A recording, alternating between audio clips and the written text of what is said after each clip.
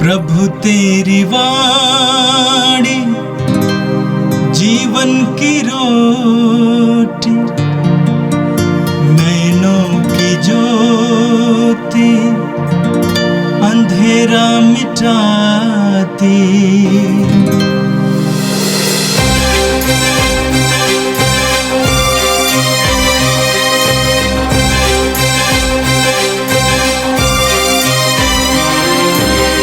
प्रभु तेरी वाणी जीवन की रोटी, नैनों की ज्योति अंधेरा मिटाती। प्रभु तेरी वाणी जीवन की रोटी, नैनों की ज्योति अंधेरा मिटाती। वाणी वाणी वाणी वाणी वाणी पवित्र है, शाश्वत है, जीवन का मन्ना है। 7 मार्च गुरुवार। पहला पाठ नबी यिर्मयाह का ग्रंथ, अध्याय 7, वचन संख्याएं 23 से 28 तक। प्रभु यह कहता है, मैंने उन्हें यह आदेश दिया, यदि तुम मेरी बात पर ध्यान दोगे तो मैं तुम्हारा ईश्वर होऊंगा और तुम होंगे मेरी प्रजा। यदि तुम मेरे बताए हुए मार्गों पर चलोगे तो तुम्हारा कल्याण होगा। किंतु उन्होंने मेरी बात पर ध्यान नहीं दिया और मेरी आज्ञाओं का पालन नहीं किया। वे अकड़ कर बुराई करते रहे और मेरे पास आने की अपेक्षा मुझसे दूर चले गए। जिस दिन तुम्हारे पूर्वज मिस्र देश से निकले, उस दिन से आज तक मैं अपने सब सेवकों अर्थात नबियों को तुम्हारे पास भेजता रहा, किंतु उन्होंने मेरी बात पर ध्यान नहीं दिया और मेरी आज्ञाओं का पालन नहीं किया। वे अकड़ कर बुराई करते रहे और अपने पूर्वजों से अधिक दुष्ट निकले। तुम उन्हें यह सब बता दोगे, किंतु वे तुम्हारी नहीं सुनेंगे। तुम उन्हें पुकारोगे, किंतु वे उत्तर नहीं देंगे। तुम उनसे यह कहो, यह वह प्रजा है जो अपने प्रभु ईश्वर की बात नहीं सुनती और शिक्षा ग्रहण करने से इनकार करती है। सच्चाई नहीं रही, वह उनके मुख से चली गई है। यह प्रभु की वाणी है। संत लूकस के अनुसार पवित्र सुसमाचार, अध्याय 11, पद संख्या 14 से 23 तक। यीशु ने किसी दिन एक अवधूत निकाला जिसने एक मनुष्य को गूंगा बना दिया था। अवधूत के निकलते ही वह गूंगा बोलने लगा और लोग अचंभे में पड़ गए। परंतु उनमें से कुछ ने कहा, ये अवधूतों के नायक बेलज़ेबूल की सहायता से अवधूतों को निकालता है। कुछ लोग यीशु की परीक्षा लेने के लिए उनसे स्वर्ग की ओर का कोई चिन्ह मांगने लगे। उनके विचार जानकर यीशु ने उनसे कहा, जिस राज्य में फूट पड़ जाती है वह उजड़ जाता है और घर ढक जाते हैं। यदि शैतान अपने ही विरुद्ध विद्रोह करने लगे तो उसका राज कैसे टिका रहेगा। तुम कहते हो कि मैं बेलज़ेबूल की सहायता से अवधूतों को निकालता हूँ। यदि मैं बेलज़ेबूल की सहायता से अवधूतों को निकालता हूँ तो तुम्हारे बेटे किसकी सहायता से उन्हें निकालते हैं? इसलिए वे तुम लोगों का न्याय करेंगे। किंतु यदि मैं ईश्वर के सामर्थ्य से अवधूतों को निकालता हूँ तो निस्संदेह ईश्वर का राज्य तुम्हारे बीच आ गया है। यदि कोई बलवान मनुष्य हथियार बांधकर अपने घर की रखवाली करता है तो उसकी धन संपत्ति सुरक्षित रहती है। पर यदि कोई उनसे भी बलवान उस पर टूट पड़े और उसे हरा दे, तो जिन हथियारों पर उसका भरोसा था वह उन्हें उससे छीन लेता है और उसका माल लूट कर बांट देता है। जो मेरे साथ नहीं है वो मेरा विरोधी है, और जो मेरे साथ नहीं बटोरता वह बिखरता है। यह प्रभु का दिव्य सुसमाचार है। क्रिस्त प्रभु की जय। प्यारे भाई और बहनों, आज के प्रथम पाठ के द्वारा ईश्वर, जैसे आज के सुसमाचार के आखिरी में प्रभु ने कहा था, इस बात को दोहराते हैं। जो मेरे साथ नहीं है वो मेरा विरोधी है, और जो मेरे साथ नहीं बटोरता वह बिखरता है। प्रभु अपने नबी के द्वारा यहूदियों को बार बार याद दिलाते आए थे कि मैं तुम्हारे कर्मकांड से ऊब गया हूँ।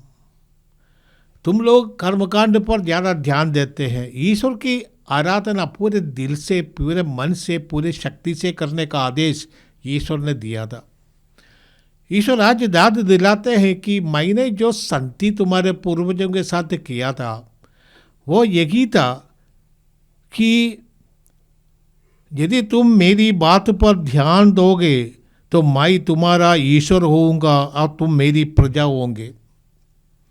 हम जानते हैं कि ईश्वर ने अब्राहम को बुलाया था, और ईश्वर ने अब्राहम से कहा था, जैसे उत्पत्ति ग्रंथ अध्याय 17 पद संख्या 7 में हम पढ़ते हैं। ईश्वर ने अब्राहम से कहा, मैं तुम्हारे लिए और तुम्हारे बाद तुम्हारे वंशों के लिए पीढ़ी दर पीढ़ी अपना चिरस्थायी विधान निर्धारित करूंगा। मैं तुम्हारा और तुम्हारे बाद तुम्हारे वंशजों का ईश्वर होऊंगा। तुम जान जाओगे कि मैं ही प्रभु तुम्हारा वह ईश्वर हूँ, जिसने मिस्रियों की दासता से तुम्हारा उद्धार किया है। मैं आज्ञाकारिता करता हूँ, मेरे विधानों का तुम पालन करो। 10 आज्ञाएं प्रभु ने दिया था यहूदियों के लिए। ये उनके लिए ईश्वर का साथ, ये उनका संविधान है। यहूदी राष्ट्र का एक संविधान है, 10 आज्ञाएं जो प्रभु ने दिया। मैं तुमसे चाहता हूँ ईमानदारी से मेरे विधान का, मेरे ये 10 आज्ञाओं का पालन करो। प्रभु इससे ज़्यादा नहीं चाहते हैं। और ईश्वर, हर एक व्यक्ति जो ईश्वर से जुड़ जाते हैं, पवित्र हो जाते हैं, प्रभु उनसे यही चाहते हैं। प्रभु उनसे कोई बलिदान या पशु या होम बलि इत्यादि नहीं चाहते। प्रभु हमसे यही चाहते हैं। कर्मकांड के द्वारा हम ईश्वर को प्रसन्न करने की कोशिश नहीं करें, परंतु हम व्यक्तिगत जीवन से शुद्ध होकर, पवित्र होकर ईश्वर की जनता बने, ईश्वर के आदेशों का पालन करें। धर्म ग्रंथ के द्वारा ईश्वर ने अपने आदेश हमें दिया है। और तुमको पुराने जमाने में कहा गया हत्या मत करो, परंतु मैं तुमसे कहता हूँ जो अपने भाई से के खिलाफ बोलता है वो हत्यारे के बराबर है। जो अपने भाई को दोष आरोप लगाते हैं, झूठे आरोप लगाते हैं, वो भाई का वो हत्यारा है।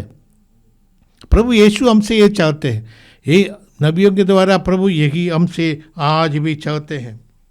इसलिए हमें चाहिए कि हम ईश्वर की आज्ञाओं को पालन करने में अपने को लगा दें। ईश्वर हमारे जीवन को परिवर्तन करने के लिए आह्वान करते हैं आज नबी के द्वारा। और ये परिवर्तित जीवन हम इस तरह प्रकट करेंगे, अपने व्यवहार के द्वारा हम प्रकट करेंगे। नया व्यवहार, लोगों के साथ नए रिश्ते, और समाज में हम ईश्वर का राज लाने में प्रयत्नशील रहे। इसके द्वारा हम ये प्रकट करेंगे कि हम ईश्वर की जनता हैं, ईश्वर की चुनी हुई जनता है। आज के सुसमाचार में हम देखते हैं, यीशु ने देखा कि उनमें एक अवधूत ग्रस्त निवास करते हैं, इसलिए यीशु ने अवधूत को निकाल दिया और एक गूंगा तब से बोलने लगा। अवधूत निकलते ही गूंगा बोलने लगे, और इस देखकर लोग अचंभे में पड़े थे, क्योंकि वो शायद ये व्यक्ति जन्म से ही गूंगा था, या ये व्यक्ति को ये लोग जानते हैं ये व्यक्ति गूंगा है, अभी बोलने लगते हैं। जो लोग सच्चाई को देखकर भी अपने सामने जो सच्चाई है उसको देखने के लिए इनकार करते हैं, ऐसे लोग कभी सच्चाई को देख ही नहीं पाएंगे। और लोगों के सामने जो चमत्कार हुआ है उसको देखकर ये लोग उसको मानने के लिए तैयार नहीं है, इसलिए वो लोग उल्टा पुल्टा बात करते हैं और कहते हैं अबदूतों के नायक बेल्ज़ेबूल की मदद से यीशु अबदूतों को निकालते हैं। तो यीशु ने इस बात को सुनकर उनसे किसी भी समाज में फूट पड़ जाता है तो वो समाज समाप्त हो जाएगा। इसी तरह शैतान जो बुराई का चिन्ह है शैतान, यदि शैतान के अंदर भी किसी प्रकार का भेदभाव है और मनमुटाव है, शैतान का राज नहीं टिकेगा। इसलिए प्रभु कहते हैं कि तुम्हारा ये आर्गुमेंट तर्कहीन नहीं है, ये तर्क विहीन है, ये आरोप। और तार से यीशु पूछते हैं तुम्हारे बच्चे यहूदियों में जो लोग जिन्हें ये वरदान मिला है अबदूतों को निकालना, तुम्हारे ही बच्चे किसके सहायता से अबदूतों को निकालते हैं? यदि तुम्हारे बच्चे पवित्र आत्मा की शक्ति से अबदूतों को निकालते हैं तो यीशु भी कर सकते हैं। यीशु कहते हैं कि तुम सच्चाई को देखना नहीं चाहते, इसलिए उल्टा पुल्टा आरोप लगाते हैं। यीशु ने और कहा ईश्वर का राज तुम्हारे बीच आ गया है, इसका चिन्ह है बुराई को समाप्त कर देना और ईश्वर का प्रेम का अनुभव लोगों को देना, यही ईश्वर का राज तुम्हारे बीच आने का चिन्ह है।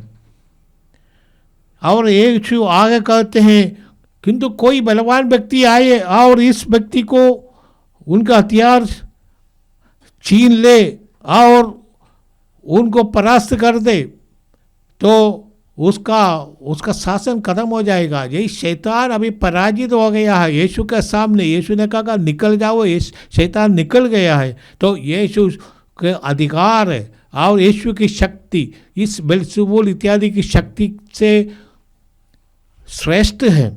और इसलिए प्रभु ने कहा कि शैतान का राज्य समाप्त हो गया है। यीशु ने अपने शिष्यों को भी अधिकार दिया था, जाओ शैतान को निकाल दो। अवधूत यीशु के नाम पर शैतान को शिष्यों ने निकाला था और ये शिष्य आकर यीशु को ये बात कहा, जैसे हम लूकस के सुसमाचार अध्याय 10 में पढ़ेंगे और मत्ती के सुसमाचार में भी हम ये पढ़ते हैं। यीशु ने दो करके शिष्यों को भेजा था, वे भी जाकर यीशु के नाम पर अबदूतों को निकाला, रोगियों को चंगाई दिया।